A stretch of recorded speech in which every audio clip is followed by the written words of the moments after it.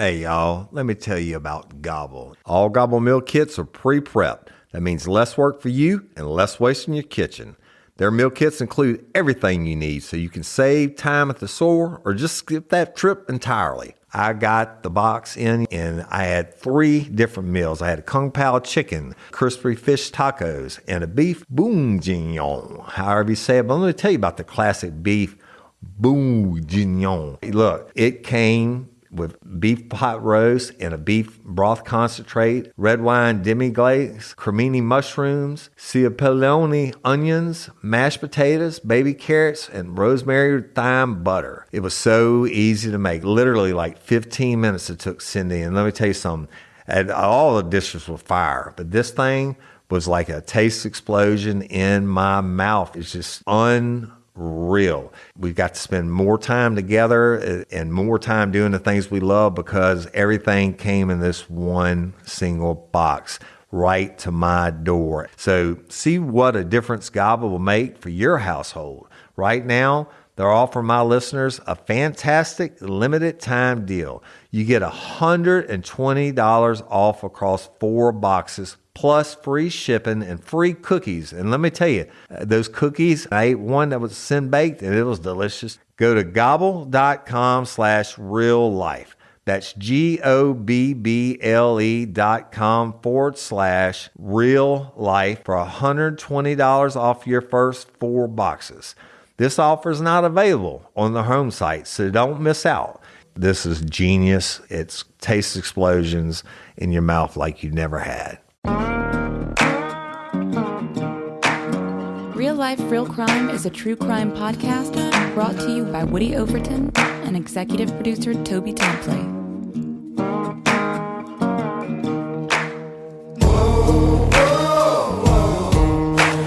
You have the right to remain silent.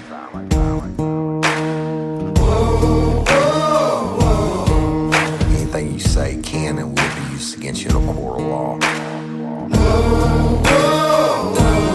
You have the right to an attorney prior to and during any questioning. You can't afford one, the court will appoint one for you. You understand your rights? Your crime spree was over, son. Yeah, you thought you had it licked, but Detective Overton made you should have turned to shit.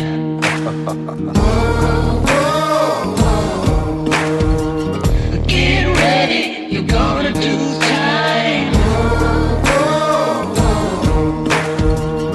Real life, real crime. Warning. This episode of Real Life, Real Crime, the podcast, may contain descriptions of acts of violence or that are of a sexual nature. It should be for people that are 18 years or older. Heed my warning, people. I did not get the facts of these cases off of the internet or from some television show. The facts we're retelling you were presented to us by the victims of the crimes or the perpetrators who committed the crimes against the victims. My description of the crime scenes are what I saw with my own 2 eyes. If you're gonna get offended, please turn this podcast off now. Thank you. Hello, everybody. I'm Woody Overton, your host of Real Life, Real Crime, the podcast. And coming to you today to tell you part 2 of Mama Said. Y'all stay tuned for some announcements at the end of the show, and we'll take it from there. I'm going to want to get right into it. So I hated to leave y'all in a story last week where I did on Mama Said. So look, this is a spoiler alert. If you hadn't heard the first Mama Said, then don't listen to Mama Said part 2. Just get right to it. The story itself, I had to set it up, what happened in the time frame that it happened in after Hurricane Katrina, because it's important, because everybody thought the guy that stabbed the assistant chief was from New Orleans. I end up going in and identifying him as a local guy, okay? So that morning, about 4 o'clock in the morning, when Tony Edwards identified him, then we had other people identify him from the jail, I started working this case. I'm getting these statements. These people are positively IDing this. It's like the first brick in the foundation, y'all. I can't go get an arrest warrant off of the sketch artist thing. I mean, you can't come half-ass on what could potentially be a death penalty case if the assistant chief dies. Now, he's out of ICU, Walter was. They said that he was going to live, et cetera. So I start working the case. So I get Walter's information, look up his addresses and all that stuff, his criminal history. And like I told you, he'd done 10 years in prison. He copped a 10-year plea deal. He probably would have got, 40 years for stabbing another guy in a fight. And not Walter, Stephen May. And so I take it and I get it together, but by this time I'm wiped. And it's like 4 or 5 in the morning. I said, you know what? And I told, I think it was Stan, I think Brian Paul and I were partners at the time, Brian Paul Smith.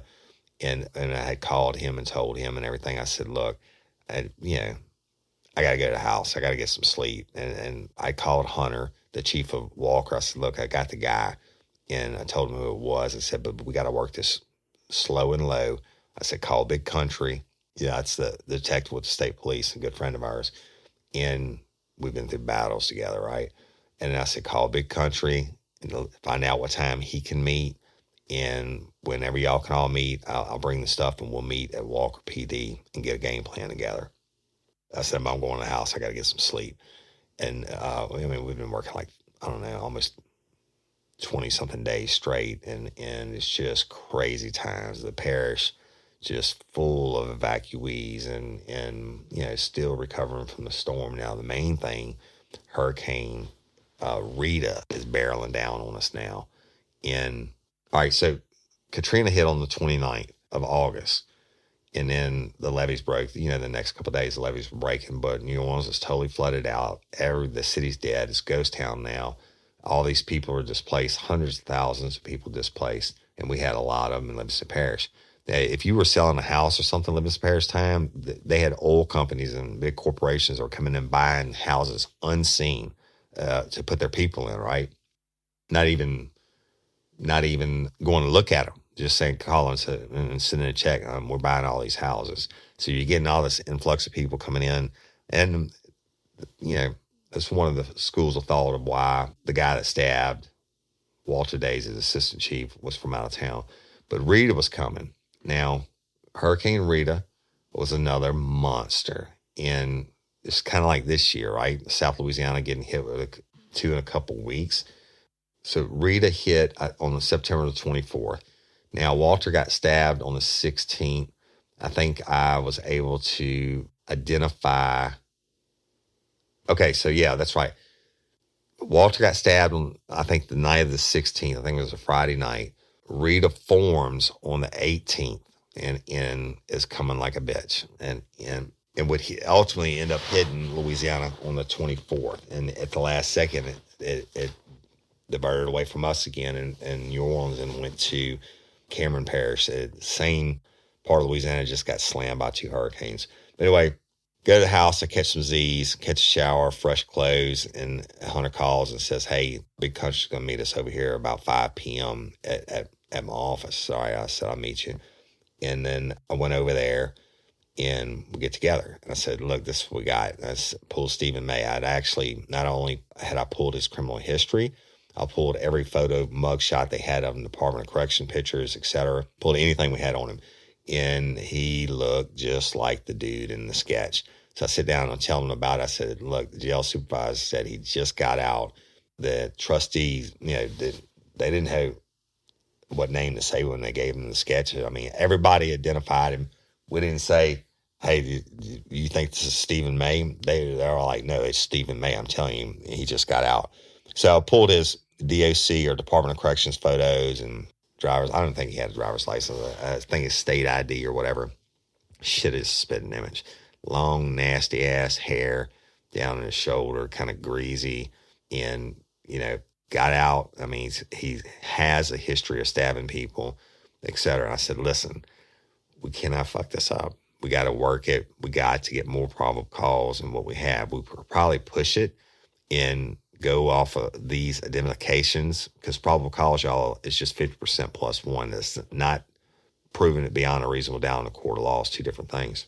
So we could probably push it and go arrest him on a probable cause warrant, get a warrant signed by a judge. I said, but I want more. And Big Country's like, hell yeah.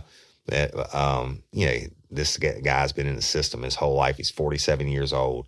He's taking this shit to trial. When we do it, we got to do it correct. I said, so game plan is what I was thinking. He was a known drug user. Crack, I think it was his big deal. And numerous arrests and stuff for it. And let me back up. When I put it out to the uniform guys before I went home to go to bed, I called a supervisor that were on duty. I said, listen, we're looking for Stephen May. If y'all put your eyeballs on him, let me know. But Danny Gomez, who was a supervisor, I think he was my first supervisor, first person besides Ben Smith. He's now deceased. Rest in peace, brother. The first person I rode with was Danny Gomez. You've heard me talk about him. He could outrun anybody, et cetera. But Danny called me. He said, Woody, I stopped Stephen May that Saturday morning. And I said, really? I said, where at? And he said, by the car wash. He said, but I didn't know y'all were looking for him. I said, shit, but we didn't know we were looking for him either at the time. I mean, it took me a couple of days to process it. He said, but I stopped him. And he said, I know him. I think Danny might still be in uniform patrol, but he also was on SRT or SWAT. He said, I stopped him. And he said, he always has knives on him. And he said, you know what? I think Danny had, unfortunately at that time, for whatever reason, the sketch had not been disseminated to the uniform patrol guys yet, or Danny hadn't seen it. And he said, I stopped him. And he said, he was nervous as shit. I mean, I stop this guy all the time. He's always got a glass stick on him or a crack pipe or whatever. He said, I stop him all the time. He knows me. And said, this time he was like jumpy. And he always has knives on him. I said, well, that fits too. And so I said, if you see him again, try to keep tabs on him. Just call me. I said, we'll get the SWAT team member to follow him or something, a detective to follow him and keep up with him while we build this case. And he said, I said, but he definitely had a knife on me. He said, yes, he had one. He said he normally carries more than one. And law enforcement, they call that the 1+1 rule.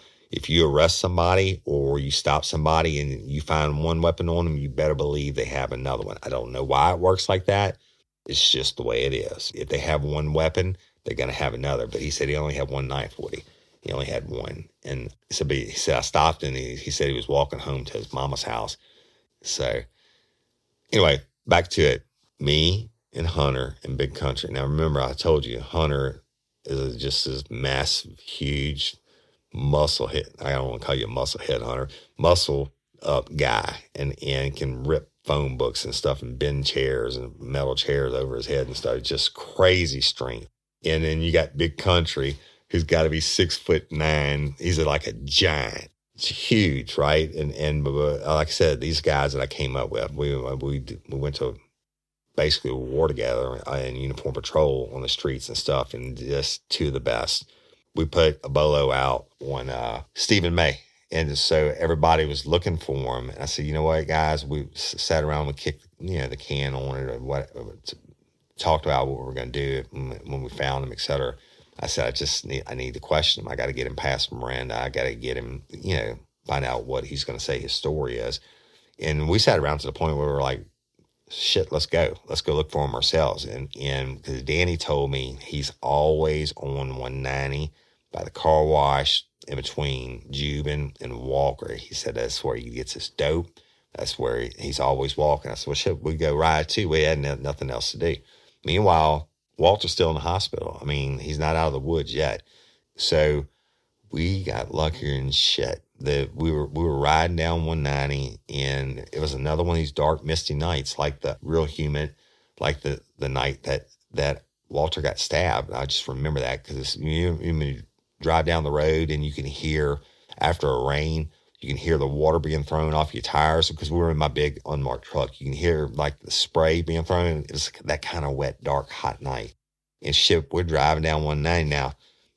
I assure you, if Stephen May had seen a blue and white or a cop car coming, his ass would have been hiding in the ditch. But I got this big jacked up undercover truck, and I see a white male. I said, holy shit. And it's right where Danny said he would be, and he's walking our direction. I said, y'all, I think it's him.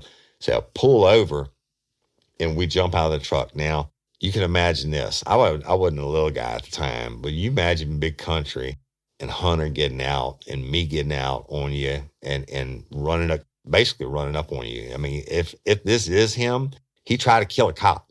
All right. So you can't take that lightly. And we run up on him and sure shit, it's Stephen May. And as we're running up on him, you know what he does? He throws his hands in the air and his first words out of his mouth before I could say anything, he said, I ain't got nothing to do with stabbing that cop. I ain't got nothing to do with stabbing that cop. I didn't have nothing to do with it. I said, whoa. I said, oh, man, hold on. He said, I ain't stabbed no cop. I ain't stabbed no cop. I said, oh, Hoss. I said, settle down. I said, hold on. I said, look, just calm down. I said, I started, my brain was firing. This is my opening, right? I'm going to play him. And Hunter knew that I knew I was doing it. Hunter had never been in the detectives before he went to chief of police. Big country, I knew I was doing, and he had a lot of investigative experience. And told him, I said, what's your name, man? He said, I'm Stephen May. I said, all right, Stephen. I said, look, we're absolutely out here talking to people about the stabbing of the assistant chief of police for Walker Police Department, Walter Daisy. I said, and look, as soon as we get out on you, you're like, I mean, we got badges and guns on. I mean, we're the police. So, yeah, I know you're the police. We didn't let him put his hands in his pocket or anything, but I didn't want to start out on this guy high and turn him off because he's a seasoned convict. I said, so look, man, we're out here. We need your help. I said, I believe you. You didn't have anything. You say you didn't have anything to do with it. You know, shit, why wouldn't I believe you? I said, but you know what? I know you're a man of the streets. And then he started shaking his head, yeah, and affirming. I said, I know you walk these streets because I talked to the uniform guys, and they told me I should talk to you because you're always out here, and you know every player. He said, yeah, man, but there's a lot of people from out of town. I said, no, don't worry about here. I said, it's misty, it's hotter and shit out here. Let's go, let's ride up to Walker PD. You're not under arrest. Let's ride up to Walker PD and get in some air conditioner. I said, because we really need your help, man. I said, I really need your help. That cop is laying in the hospital, and they don't know if he's going to make it or not. And he was like, and he kind of got silent. I said, you're not under arrest. Come ride with me in my unmarked truck. And no handcuffs, nothing. And he said, okay, all right, I'll come talk to y'all. I said, but before you get in, put your hands on the hood and let me pat frisk you for officer safety. I said, I don't know you. The uniform guys know you. I said, but you might have a bazooka or something in your pocket, right? I just do this. Before I put my own mama in the truck, I'll pat frisk her for officer safety. And so I patted him down. Tucker had a knife, right front pocket. I mean, he had his hands on the hood. I'm patting it down. I felt it. Patting it down. I felt it. I said, what's this in the pocket? I already knew what it was. He said, it's a pocket knife. I said, you'll mind if I get it out and hold on to it while we're talking, right? I said, Walter got stabbed. He said, no, I don't mind. And he started going on and on. I got the knife out. We get him in the truck. We're not, I guess we weren't 2 or 3 miles from the Walker Police Department. And the whole way there, he wouldn't shut up. He was like, I ain't stabbed no cop. I said, dude, hold on. And then the big country was like, hey, Hoss. And he said, well, he ain't saying you stabbed nobody.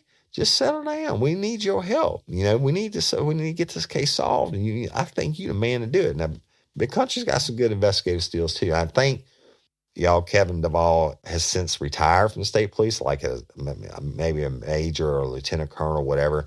And he's now working as an investigator for the fire marshal office. So Kevin, if you listen to this, congratulations on your retirement. So we get to Walker PD.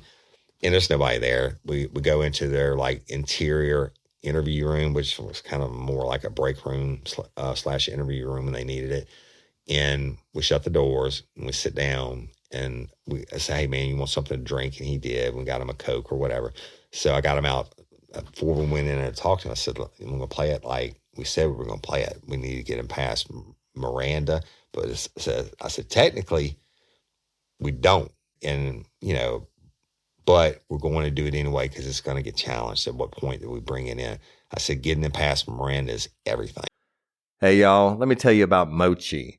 Mochi is a telehealth platform that connects patients seeking medication-based weight loss treatment with board-certified doctors and dietitians to help them determine the best treatment options to accomplish that goal. Mochi's program is completely virtual, meaning you can access their services anywhere in the United States and you will be meeting with their team online. You deserve doctors that listen. Mochi is dedicated to providing holistic, patient-centered care that prioritizes overall well-being with the goal of transforming how weight management is approached. Mochi Health takes a holistic approach to weight loss that includes visit with board-certified doctors, nutrition consultations, and medications delivered to your door. Science-backed medications including GLP-1s like Ozempic and generic compound versions, affordable and accessible regardless of insurance coverage. With Mochi, their dietitians work hand in hand with your medication to create personalized nutrition plans that fit your lifestyle. Reach your weight loss goals with science-backed, FDA-approved GLP-1 medications and support from real doctors and guidance from registered dietitians and help with making easy and sustainable changes to achieve results. Y'all have seen this. My wife has done it. My brother-in-law has done it. One of my best friends is doing it, and it really is an amazing process that works. So get started at joinmochi.com and use code RLRC to receive $40 off. That's join, joinmochi.com, and use code RLRC to receive $40 off and let Mochi help change your life. Hey ladies, are you feeling overwhelmed by hormonal changes? Well, you're definitely not alone. There are more than 1,000 hormone disruptors living in our environment right now. It's in your food, your water, the air you breathe, the clothes you wear, your skincare products. They all mess with your hormones. Then there's the natural hormone changes your body goes through, premenopause, menopause. And while it's a natural process, it doesn't mean you have to suffer through it.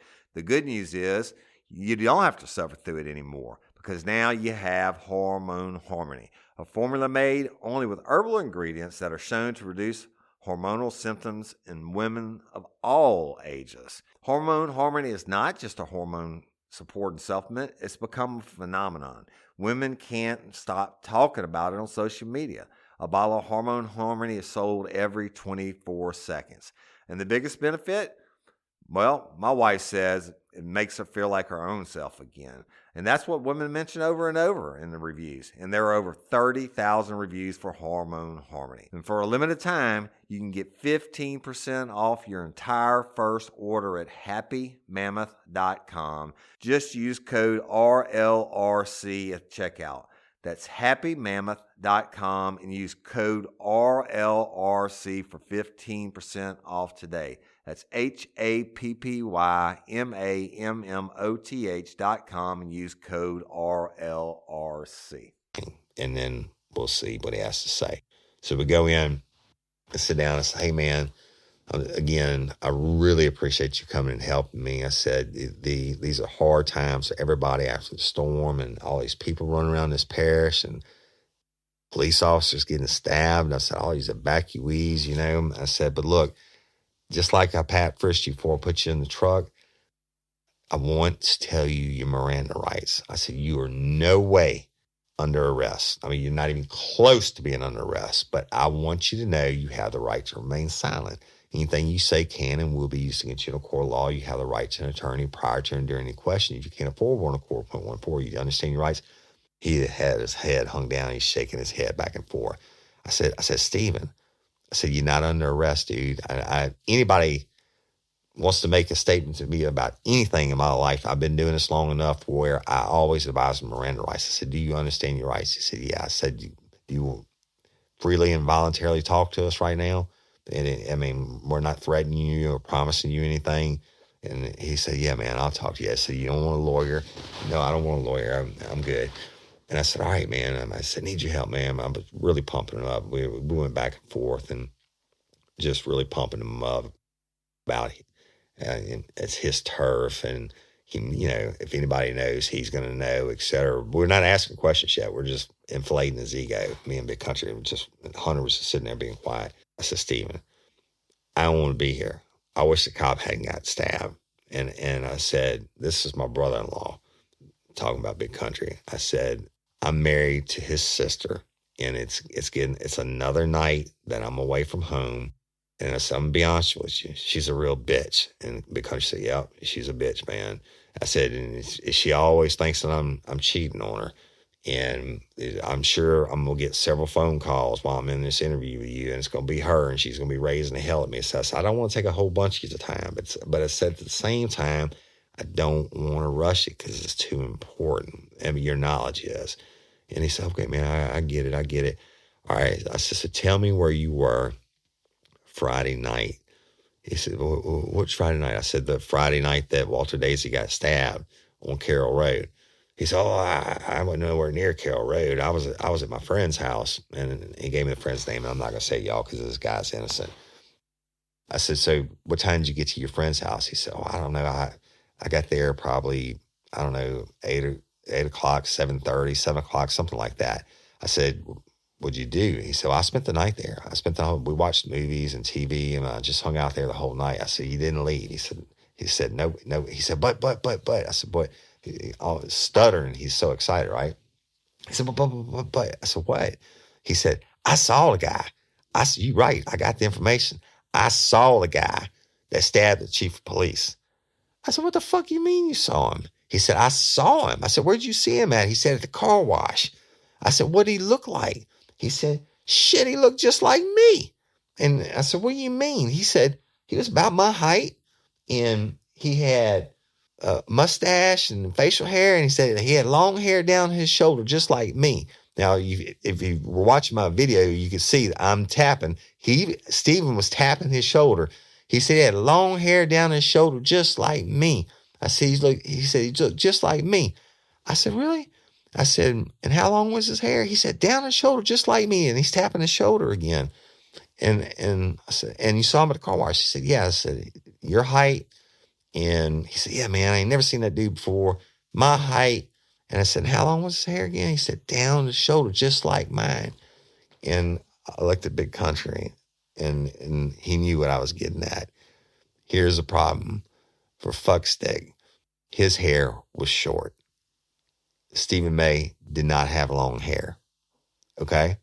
So Big Country said, hey, Hoss, you said, how'd you know it was him? He said, man, I don't know. He said, but I just figured it had to be him because he was, I'd never seen the cat before, and I figured he's from New Orleans, must be an evacuee. He said, when that composite sketch came out, he said, I saw it. He said, that guy looks just like me. And he said, well, how long?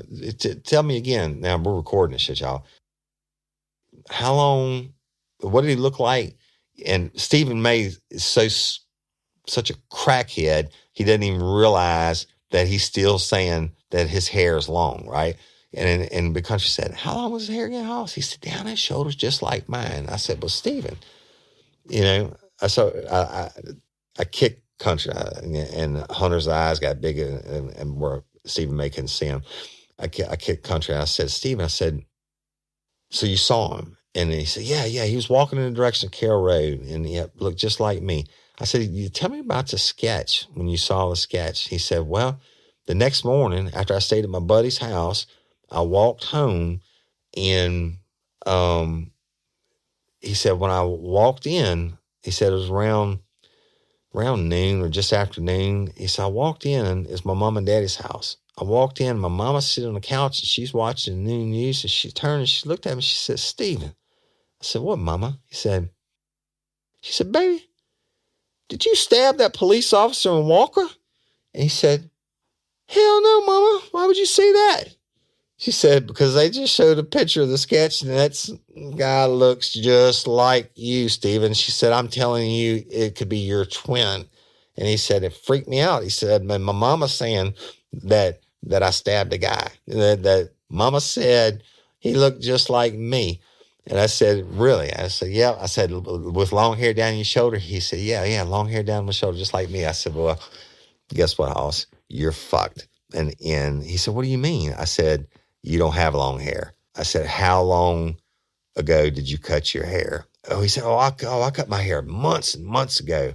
I said, so you, months and months ago, much less up to almost 3 weeks ago, were locked up in the Livingston Parish Jail. And he kind of looked at me. I said, yeah, man, I did my fucking homework. Real life, real crime. Let me tell you about Every Plate. With Every Plate, you can get meals you'll enjoy and your bank account will love. And the best part is they're delivered right to your door. My wife Cindy and I love Every Plate. And our favorite part about Every Plate is that they do the meal planning and shopping and the prepping for us. That takes all the time-consuming guesswork out of cooking. Once a week, I try to cook dinner for my wife, and it usually takes me like 3 hours. With Every Plate, recipes come together in about 30 minutes, and that's definitely faster than a trip to the grocery store and starting a meal from scratch.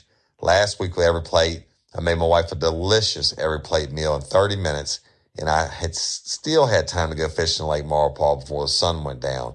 I usually spend $80 on groceries at the store, but last week I bought some spinnerbaits from my leftover money I had. Y'all do yourself and your family a favor and try Every Plate. Even at regular price, Every Plate is up to 58% cheaper than other major meal kits out there. Get 3 weeks of Every Plate meals for only $2.99 per meal by going to everyplate.com and entering code RLRC3. That's 3 weeks of Every Plate meals for only $2.99 per meal by going to everyplate.com and entering code RLRC3. Trust me, you'll be glad you did. I said, me and Big Country, don't roll stupid. I said, you were locked up. You were a trustee there. So you're telling me you cut your hair short like it is now. And let me describe it. He had a little bit of length in the back, but the sides were like almost freshly shaven down. I mean, like obvious fresh, right? And he's like, no. I cut that like 3 months ago. And he's all flustered now. He knows he's fucked. And he's backtracking. And the one thing that never changes is the truth. Is if he was lying, he wouldn't have to backtrack. I said, okay, so you're telling me, your statement to me is you cut your hair 3 months ago, but you saw the guy at the car wash that stabbed the chief. He looked just like you, but he had long hair down his shoulders, just like you. I think you said that 4 or 5 times. You kept tapping your shoulder as if you still had long hair. I said, how long have you had long hair for? He said, I had it my whole life, my whole adult life. I said, but you don't have it now. He said, oh, no, but I cut it like 3 or 4 months ago. I said, you sure about that? He said, absolutely. I cut it when I was locked up in jail. I said, all right. I said, but you get home. You spent the night at your buddy's house. You didn't leave. No, sir, I didn't. And I said, you get home and you walk in the door and your mama says, Stephen. She said, that's right. She said, Stephen, did you stab that police officer in Walker? And he said, no, Mama, why? It's because he looks, the guy in the sketch looks just like you, like I birthed me another son. So he knew he fucked up, and then now the convict starts to come out in him. And he's like, you know what, fellas? I don't think I want to talk anymore. And then he's thinking, oh, shit. And I said, well, you know what? That's cool. I said, you're not under arrest. I said, you living at your mom and daddy? He said, yeah. I said, you got a phone? He said, I don't have a phone. I said, well, give me their number in case I need to talk to you. He said, well, you don't need their number. I said, dude, just give me your fucking parents' phone number. I already know their address. And I said, it's late. Now, we've been there for hours, y'all. I mean, didn't rush through anything. I'm paraphrasing this because otherwise it'd be a 10-part series. We've been there for hours grooming him and then getting his statements and getting him to reiterate, et cetera, before we flipped the script on him about, hey, you know what? And I told him, I said, Stephen, if you get something happen out there and you got some kind of altercation with the cop, maybe you didn't know he was a cop. It's a dark street on that bridge. It's dark. I said, you better fucking explain it, Hoss, and you better say that you stabbed him. I said, otherwise, when we come back with evidence, and if I'm gonna get DNA off that knife they took out of him in surgery. Nobody touched it on purpose. We got the DNA. It's at the Big Country was like, it's at the crime lab now. I personally walked it in. It wasn't at the crime lab. Y'all, I'm lying. And Big Country said I personally hand walked it through with a letter from the colonel, and they are working on it. We're gonna have it back in less than 24 hours. And he's nervous as a whore in church now, right? I mean, he's about to shit himself. He said, well, I just want to go. I said, fuck it, you can go. And then I said, you want to ride? And he was like, he hesitated. He's thinking, I mean, we're like probably 5 or 6 miles from his parents' house, and it's late. And if he was high on anything, we stopped him, which I don't think he was. He may have been, but he wasn't high anymore. And he knows he's in his sugar is really turning shit. He's going downtown. He knows that we played him, right? He's like, no, I'll just walk. So he walked, and I did have his parents' address on file from his parole paperwork. See, Jets, I'm like, okay, this is what we got to do. Boom, boom, boom. This is where we can get probable cause. I said, but we need to follow it up. I called Jason Ard, the head of SWAT. I said, dude, we got to get eyeballs on this cat. We cannot, got to put somebody in the woods, whatever you got to do, get eyeballs on him. We cannot lose him. I'm telling you, this is the guy that stabbed Walter. And I told him the deal, and he said, fine. He called out a couple guys and had them headed in that direction to go find a place to set up and watch the parents' house and hopefully catch him before he got home. And meanwhile, we have to go. One, I want to go to his friend's house and see what he's got to say about where he was that night. That was key. Two, I called Danny Gomez and I woke him up. I said, Danny, when you stopped Stephen May that morning, he was real nervous. I said, tell me what he looked like. He said, what are you getting at? I said, just tell me what he looked like. Was there anything different? He said, yeah, he had shaved head on the side. His hair was real short. He always wore it long. I said, thank you. Write that up for me, please. Then I went to the jail. Tony Edwards and them. I said, listen, when he got out of jail, who was on duty? He said, we were on duty. We processed him out. I said, did he have long hair? He said his hair was exactly as long as it was in that sketch artist thing. He said, Woody, I used to have to get on his ass every single morning about keeping that nasty ass greasy hair put up in that side of that blue net thing they had to wear in the kitchen cooking food, right? He said his hair was always falling out. I said, well, Cat told me he cut his hair. He had his head shaved inside the Livingston Parish prison over 3 months ago. He said, I'm telling you, he's full of fucking shit. I said, write it out. And said, I came back to you and I told you this. And the day you processed him out, what was his hair length? So Tony wrote it up, and got some other people to write it up. Now, this happened over a period of hours. We go to the friend's house, and this good guy, a good citizen, we'll say, he has a job, et cetera. I said, can you tell me about Stephen Mace? What do you want to know? I said, well, did he spend Friday night with you? He said, not with me. He said, I got up, I had to work Saturday morning. I walk out of my porch, motherfucker, sleep on my porch. And I said, really? And I said, that's the first time you saw him? He said, yeah. And I said, what'd you do? He said, I kicked the shit out of him. I said, get your fucking ass off my porch. And I said, y'all been friends for a long time? He said, yeah, we've been friends, man. But, he's been like, I knew him since high school and stuff, friends. He said, but I don't really associate with him because he's a shithead. And I said, I get that. I said, so you woke him up right here on the porch? And he said, yes. And I said, well, what happened then? He said, he asked me, did I have any razors or scissors? And I was like, what for? He said, I need to cut my hair. And he said, well, yeah, I got a pair of clippers, but you're not coming to my house and cutting that nasty ass hair. He said, I'll cut it in your garage. And he said he took it out there and he cut his hair in the garage. I said, dude, please tell me. I said, did he throw it away? He said, yeah, he threw it away. And I said, has your trash run? He said, yeah, it's not going. I mean, they came and picked up since then. I said, so you actually saw him cut his hair that morning? He said, yes. He used my shit, right? So we were able to get the clippers, take them into evidence because they still had some hairs on them. Ultimately, to end up proving that it's Stephen May's hair and this guy's telling the truth. Got a statement from his friend that he woke him up on the porch and Stephen had the long hair. He cut it in his garage. Great shit, great probable cause. And that he left. When he left is when Danny Gomez stopped him. The Uniform Patrol stopped him on the road. He had a knife on him, the 1+1 rule I told you about. And Danny said the only thing that's different out of 1,000 other times I stopped him was he had short hair on the sides. And it looked like it had been freshly cut. Gets home, his own mama says, "Did you stab that police officer, baby? And that boy looks just like you." So we build it all up. Now I have enough probable cause. I have 50% +1.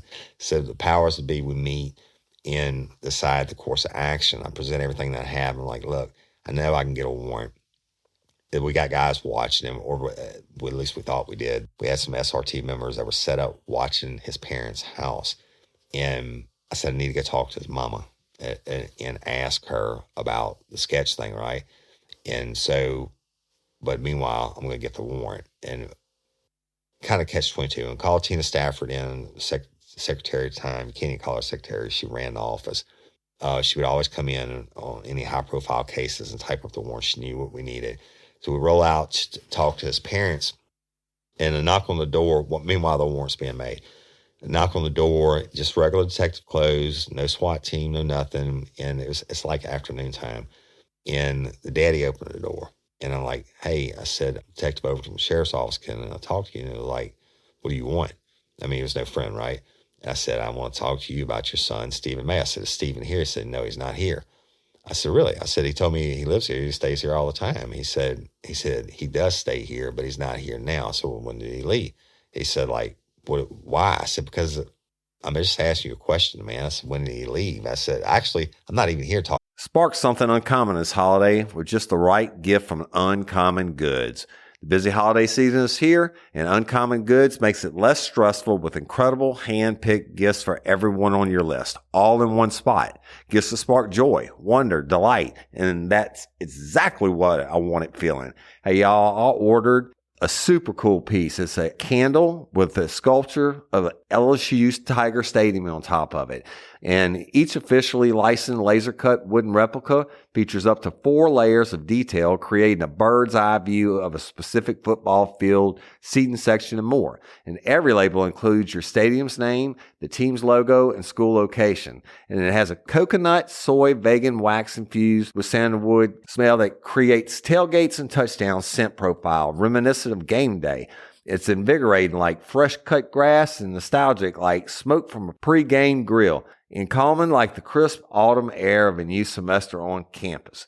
Y'all, I love it. I have it at the base of my TV, and I'm ready to watch the Tigers play on Saturday night, right? Uncommon Goods. Look, when you shop at Uncommon Goods, you're supporting artists and small independent businesses. And many of their handcrafted products are made in small batches. So shop now before they sell out this holiday season. Uncommon Goods looks for products that are high quality, unique, and often handmade or made in the U.S. They have the most meaningful, out of the ordinary gifts anywhere. They even have gifts you can personalize. From holiday hosts and hostess gift to the coolest finds for kids, to hits for everyone from the book lovers to diehard sports fans. Uncommon Goods has something for everyone, not the same old selections you can just find anywhere. And with every purchase you make at Uncommon Goods, they give $1 to a nonprofit partner of your choice. They've donated more than $3 million to date. So to get 15% off your next gift, go to uncommongoods.com/RLRC. That's uncommongoods.com/RLRC for 15% off. Don't miss out on this limited time offer. Uncommon Goods, we're all out of the ordinary. Hey, y'all, you want to set your child up for success? Is your child struggling with a specific subject or need help with the subject? Is your child ahead? Not getting challenged enough in class? Well, IXL Learning is an online learning program that enriches your homeschool curriculum. It offers practice in math, English, language arts, science, and social studies while adapting to each child, meeting them where they are.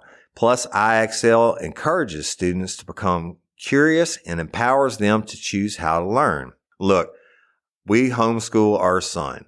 No doubt about it. He's more of a visual learner, and we use IXL, and Cindy teaches him, and there are so many different benefits to the program. It adapts to exactly what he needs in different areas. So IXL is the perfect supplement to your homeschool curriculum. IXL offers interactive practice problems, educational games, lessons, and video tutorials for every topic you're teaching at home. It's easy to use, time-saving. Everything on IXL is organized by grade, subject, topic, and subtopic, making it simple to find activities for the exact skills you are covering. IXL offers instant feedback and explanations of new topics as kids use the program. Kids can explore any topic in any grade level. They aren't forced into a single learning path like they are on other programs. If you're homeschooling your child because they were falling behind or because they were too far ahead like our son, iExcel is a great program to help them get the exact support they need. Kids love iExcel's positive feedback awards and educational games. iExcel is trusted by 15 million students worldwide and has proven to improve performance in over 75 scientific research studies. Make an impact on your child's learning. Get iExcel now. And Real Life, Real Crime listeners can get an exclusive 20% off iExcel membership when they sign up today at iexcel.com/today. Visit iexcel.com/today to get the most effective learning program out there at the best price. And don't forget, Real Life, Real Crime listeners get 20% off. Y'all, we really do use this product, and it's been a godsend. Steve, I'm here to talk to your wife. He wouldn't even let me in the door. This house was on a dead-end street, one way in, one way out, another super small street. And these people were good people. The mom and dad were. They were elderly. They were elderly, and I just think that they love their son, right? And then he gets Stephen's mom to come to the door, and she's a little old lady. And I said, Miss May, I said, I just want to ask you one thing. I said, when Stephen came home Saturday around noon and you were watching the news, I said, did you tell him or ask him, did he stab the police officer? Because, and I said, Stephen told me this. I said, Stephen told me that when he came in, you said, baby, did you stab the police officer? And he said, no. He said, why? I said, because he looks just like you, the sketch does. And Dad cut me off and said, she ain't saying shit, and shut the door in my face. I'm like, 10-4, Roger that, motherfucker. I didn't say it out loud. So I jet back, we go, and Tina's got the warrant typed up. I go in, I get a judge to sign it. Now, it's a really good circumstantial case at this point. Well, guess what? The knife is still going to get processed for DNA. That's going to rule it out beyond a probable cause, right? Beyond all reasonable doubt. But now we have the hair and stuff. So you don't have to wait to make an arrest to get a prosecution, is what I'm telling you. I knew we had enough solid base of a case to get the probable cause, which is 50% plus one, to get the warrant signed. Go get this guy under arrest. I knew he pled out before to stabbing somebody. He does not want to go on trial for attempted first-degree murder of a police officer. And guess what? Walter still went out the hospital. He could have died. So go and get the warrant signed. And now we still got people watching the house, and they hadn't seen Stephen leave, and they haven't seen him stay. But the dad left like a couple times. I think there was a brother. I don't want to misspeak on that. But the dad left like a couple times. And when he had unmarked units following him and stuff, I said, you know what? Fuck this. Let's get another warrant to get a GPS tracker to put on their vehicle in case we lose them. Because y'all, I'm going to tell you something. It's hard to follow somebody in a car. You could have multiple unmarked. It's not like you see in the movies. You can have multiple unmarked units with radios trying not to be discovered. They got by the person that you're following. And you can still lose them. Even in a unmarked cop car, you still lose them, right? We were pulling out all the stops on this one. Money wasn't an object. Manpower wasn't an object. I said, I actually getting the warrant signed and had Tina type up another one to get a GPS tracker for family vehicles, because I knew if he left or if he wasn't there, I knew they were going to where his location was and giving him money or food or whatever it may be. So we had to find him at all costs. Now I know we got an attempted cop killer out there. So we get the GPS trackers and went back to the house, and it was nighttime by now. And they had some SRT guys go and put the trackers on the car. We also got a search warrant for the residence, and we went up, surrounded the house with the SWAT team, and rolled in deep, right? And there was like some outbuildings and stuff surrounded the place before we went up and banged on the door. Sheriff's office search warrant. Now, we didn't want to kick in the door on these old people, but as far as we know, Stephen May's in there, and he might have a shotgun or something. So you got to use the search warrant, you have to use the element of surprise and you have to be tactical. And the main thing is that we all go home safely. So long story short, SRT makes entry, shows the search warrant to the mom and dad, have them sit down, and they say he's not here. And guess what? They were telling the truth. They turned the house up, not, didn't flip cushions on the couch looking for the guy, obviously looking for a body. But they were adamant he wasn't there. They searched everywhere they could in the house. They searched all the property, the outbuildings and everything. Shit, he wasn't there. So now we got a problem. We have a attempted cop killer on the street, and we got to find him. That's priority number one. So we bolo to everybody. Now, we don't release it to the media that we have an arrest warrant, but I did tell the dad, before we left, I said, let me tell you something. Mr. May, this is serious shit. You see all these men in black. Now, the SRT, y'all, when they roll out in their helmets and the all black uniforms and the tactical gear and shit, it's impressive. And it'll put a fear in many a man's heart, right? And you have them come in and search your house in the middle of the night. Even though Stephen May was a frequent flyer, they had never had that kind of treatment before. But when they're leaving and they know the scene's secure, I said, Mr. May, I do not want to see Stephen get killed. I don't think that he intentionally or whatever, intentionally stabbed assistant chief. I think maybe things got out of hand. I don't know. I don't think he's that kind of a bad guy. I said he actually tried to help us, et cetera. I said, but I have a warrant for his arrest for attempted first-degree murder of a police officer. I said, the problem is I know Stephen May. I got to spend 5 hours talking to him, et cetera. I just think he's a hard luck Johnny, right? I mean, he's just, he can't, he's just like a shit magnet. And I said, I understand his parents. I understand you've been dealing with in and out of prison your whole lives. I said, but these other guys, they don't give a shit. All they know is Stephen May stabbed a cop. And if they see him and he's always got a knife on him and he pulls a knife, he's going to get killed. They go in, in law enforcement, you have the 21-foot rule. If someone pulls a knife on you or has a dangerous weapon besides a firearm, obviously you can shoot them, whatever. But they have a dangerous weapon and they're coming at you, they violate that 21-foot personal space, you could kill them or you could shoot them and illegally. I said, the problem is every cop swinging Tom, Dick, and Harry in this parish, in the state, now knows he is wanted for attempted first-degree murder of a police officer. Why? Because wherever he is, he might try to get out of trouble again and stab another one. I said, they're going to kill him. I said, you better bring him to me and turn him in. I said, I promise you, you bring him to me or I'll come meet you wherever.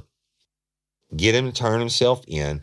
I will personally take him into custody and make sure he's safe. And I left him like that. And he knew I was serious. And then y'all probably would have happened, right? Stephen wasn't the sharpest tool in the shed. So go back to the office. Everybody's on the lookout, et cetera. And the next morning, the sheriff calls me. Now Rita's hidden. Okay, so there's nobody. All the government offices are closed. I'll never forget this morning. All the government offices are closed, et cetera. But Willie called me. Sheriff Graves called me and said, listen, he says, Stephen May's daddy wants to bring him to the courthouse to turn him in. He said he wants to do it in the public view, and he wants to make sure he's not going to get killed. I said, that's fine. I said, Sheriff, we still got to have a SWAT team. I said, we don't know if he's going to show up and have a shootout. We don't know. He said, I agree with you on that. And he said, you get the K-9 also, but hide him. And when he pulls up, the sheriff had his own personal parking lot. He said, I'm going to direct him to pull into the parking lot. You need to be standing there. I'll stand there with you. And when they pull up, and when he starts to get out of the car, the SWAT team can move in. I said, cool. So that's what happened. And I forget what time it was, 11 o'clock in the morning, whatever. Dad pulls up in the car. And I don't know how Stephen May got back for, because we had eyeballs on the house the whole time. The GPS trackers, the vehicles had never moved. So he must have been hiding in the woods or something. I don't know. But Dad brings them up and they pull in and they go to get out of the car. And Stephen's eyes are focused on me. And the dad's eyes are focused on me and the sheriff. And they go to guys. I said, come on out. I'm waving out of the car. And he takes a step out of the car, and the men in black come out of the bushes. They must have jumped out of the trees, but they came in running full force, and they made him get some fucking real estate. That's what I used to call it. or they swamp donkeyed him, meaning they body slammed him down. But rightfully so, not unnecessary force, because you don't know if this guy's got a gun and he wants to do suicide by cop or whatever. But let's say they gently escorted him to the concrete. Remember, he stabbed a cop. They gently escorted him to the concrete and were able to put him in handcuffs. And of course, he didn't have a knife on this time. Meanwhile, his dad's going ape shit. Oh, yeah, I didn't have to do that. You have to treat him that way. Da, da, da. I said, Mr. May, it's all due respect, sir. We're going home today, right? And we don't know if Stephen showed up with a hand grenade to kill us all. Oh, that's bullshit. I told you I would come up here and turn him in and da, da, da. You said it's going to be peaceful. I said, it's peaceful. He's alive. I said, if you hadn't done it, you hadn't done the right thing as a father, his fucking ass to be dead somewhere. Somebody would have ended up shooting him. And they could have shot him and dropped the knife on him, right? I said, you did the right thing. He said, well, I want to come with him. I said, no, I'm sorry. I didn't, a sheriff didn't tell you that you were going to be able to come in and play father of the year when I bring him up and read him his charges and shit. I said, you're not coming. And the sheriff stayed and talked to the dad, and they stayed and tried to calm him down. I took Stephen May up to the detective's office, interview room, sat him down. I said, hey, got him a little cleaned up there. He might have had a little cement burn or whatever, but it got him cleaned up, and he's pissed. And I said, Stephen, I didn't do this shit to you. I said, don't be mad at me. I said, you did this, and it was absolutely the right thing for your daddy to bring you in, because you'd have got killed. And he's kind of hanging his head. And I said, now, here's the deal. I'm going to take the cuffs off of you. I'm going to put them in the front, and I stand up. I pat first to make sure they didn't miss anything. I said, I don't believe you're a bad guy. Now I'm trying to buddy back up, right? I need a confession. I said, I don't believe you're a bad guy. And I uncuffed him, put the cuffs in front of him. I sat him back down by me. I closed the distance between us, put my hands on him and stuff. I said, look at me, man. I said, look at me. You did 10 years hard time already for stabbing another dude in a fight. I said, what happened in that case? I said, I'm guessing that guy attacked you and you were defending yourself, but you just happened to have a knife. Maybe he was whipping your ass and you stabbed him. He said, yeah, that's what happened. I said, well, I'm going to tell you something. I don't really like this whole story. The assistant chief will walk. Now I'm playing the bad guy against the cops. I said, I don't really like his whole story. I said, I'm going to tell you a couple things you don't know. I said, first of all, when he got out on you, he didn't call it in. He kind of looked at me. I said, that's right. He didn't call it in. He didn't say, I'm out with a white male on Carroll Road, blah, blah, blah, right? And I said, you've been stopped enough time walking the street. He said, they always call it in. Every time I get stopped, and he said, they'll come back and ask them, are they okay? And then they'll tell them, run Stephen May for warrants, 17Fs. I said, that's right. I said, he didn't do any of that.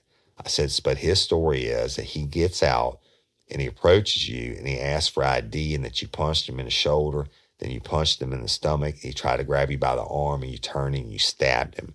And he said, nah. He said, that ain't how it happened. I said, well, then you got to tell me what happened. Y'all all want is a confession. I don't care if he's lying or not. I just want him to put himself there. I care if the base facts have to be true, but I want to establish the fact that he was there, not at his friend's house, etc. And I hit him with all that. I said, you fucked yourself on your hair that night when we were interviewing you. I said, then you told me a shit pile of lies.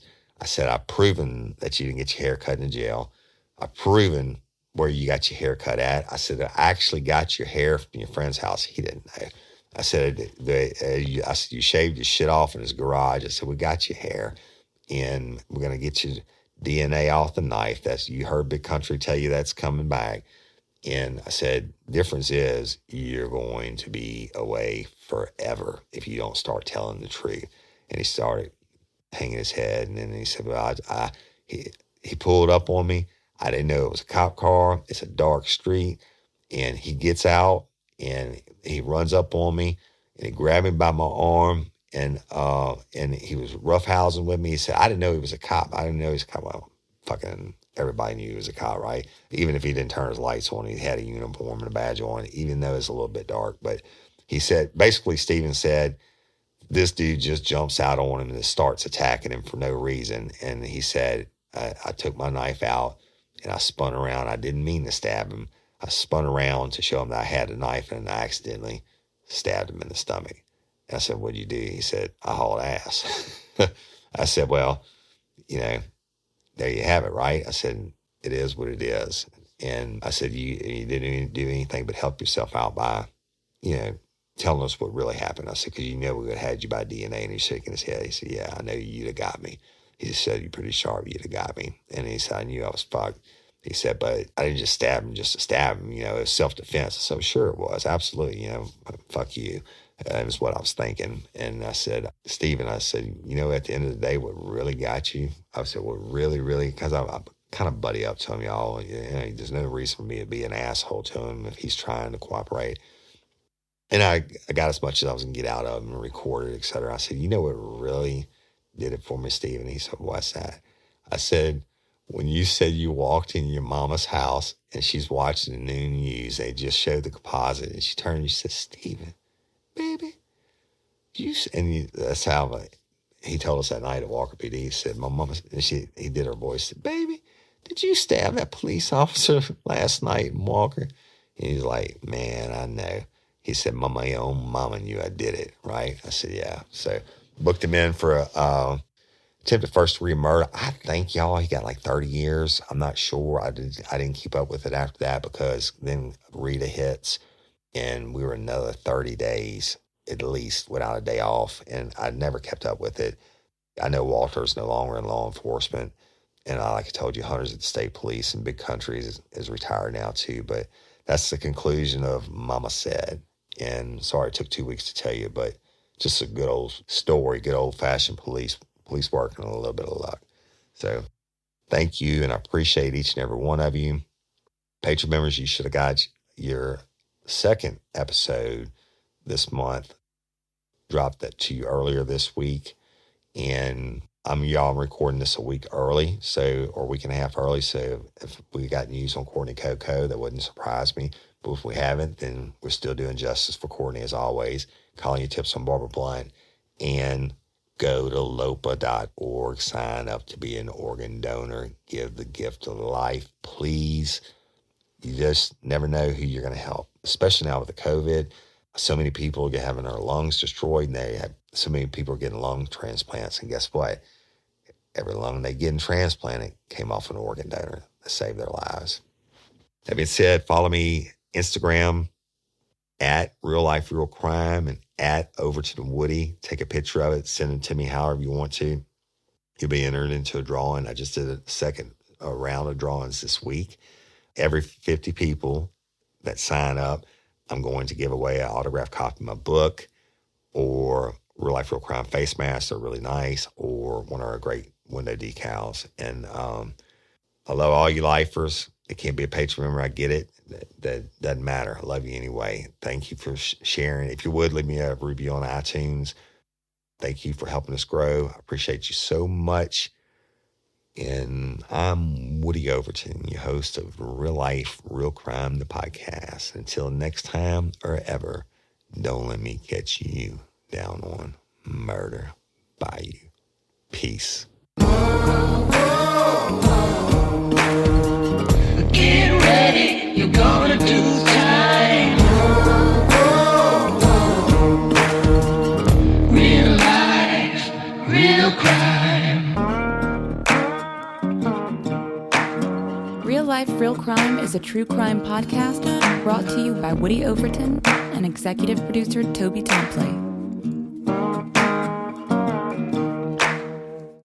Ryan Seacrest here. When you have a busy schedule, it's important to maximize your downtime. One of the best ways to do that is by going to ChumbaCasino.com. Chumba Casino has all your favorite social casino games like spin slots, bingo, and solitaire that you can play for free for a chance to redeem some serious prizes. So hop on to ChumbaCasino.com now and live the Chumba life. Sponsored by Chumba Casino. No purchase necessary. VGW Group. Void where prohibited by law. 18 plus terms and conditions apply.